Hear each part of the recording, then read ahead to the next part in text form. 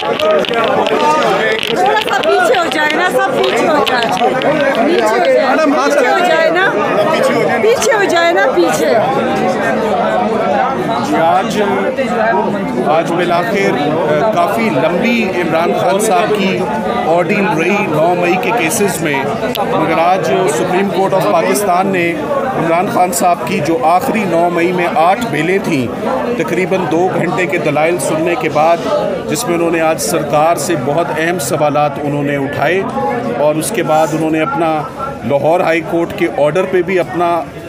उन्होंने इत्मीनान ज़ाहिर नहीं किया कि ये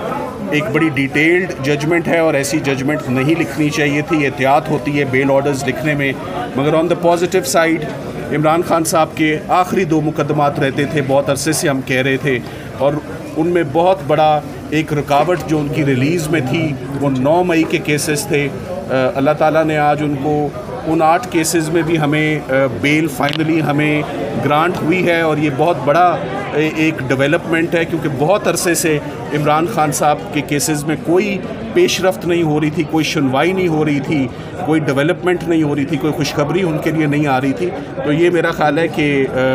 इमरान खान साहब के लिए it's a sigh of relief कि फ़ाइनली 9 मई के केसेस में आज सुप्रीम कोर्ट ने उनको रिलीज़ कर दिया है। अब एक आखिरी उनकी अरेस्ट बाकी है अलकादिर में, मगर अगर जैसे यहाँ पर छुट्टियों में काम हो रहा है, अगर सड़क के उस पार लाहौर इस्लामाबाद हाई कोर्ट में भी उनकी अलकादिर की सस्पेंशन और उनकी अपीलें अगर फ़िक्स कर दी जाएं तो तमाम इमरान खान साहब के केसेस ज़मीन बोस हो जाएंगे। जैसे पहले साइफ़र हुआ, पहले तोशा खाना हुआ, इद्दत निकाह हुआ, आज 9 मई हुआ,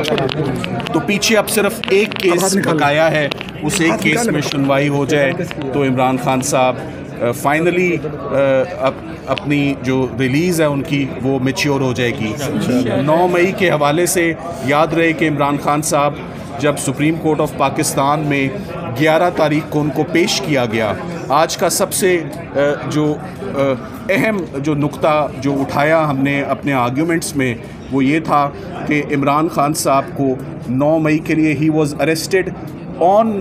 9th May and now he is arrested for 9th May। सो ये ऑन एंड फॉर दोनों में उनकी अरेस्ट अनजस्टिफाइड थी। 9 मई को भी उनकी अरेस्ट अनजस्टिफाइड थी और उनके केसेस के लिए भी उनकी अरेस्ट अनजस्टिफाइड है। तो आज honourable supreme court of Pakistan ने बड़ा टफ़ टाइम दिया सरकार को, बड़े अहम नुक्ते उनसे पूछे, मगर सरकार मुतमईन नहीं कर सकी, और अभी कुछ ही देर पहले 3 मेंबर बेंच ने उनको तमाम केसेस से रिलीज़ कर दिया है। मेरा ख्याल है कि जल्दी अगर अलकादिर भी फिक्स हो जाए तो खान साहब की रिलीज़।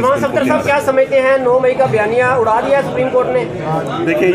ये तो ऑर्डर आएगा तो आप ऑर्डर में देखेंगे, मगर आज जो सवालात थे जज साहिबान के वो बड़े सख्त थे कि एडर अबेटर फैसिलिटेटर का जो साजिश का केस होता है उसको कभी भी उसको अरेस्ट में नहीं रखा जाता। तो ये जो हमेशा से पैटर्न रहा है सुप्रीम कोर्ट ऑफ पाकिस्तान का और अदालतों का कि जो साजिश के मुकदमात होते हैं, साजिश का इल्ज़ाम होता है, वो ट्रायल कोर्ट बेहतर जज करती है, वो ट्रायल कोर्ट देखती है, ना कि उसमें एक शख्स को 2 साल से गिरफ़्तार रखा जाए। तो आज finally 9th May is clear for Khan साहब। पीछे only Al-Qadir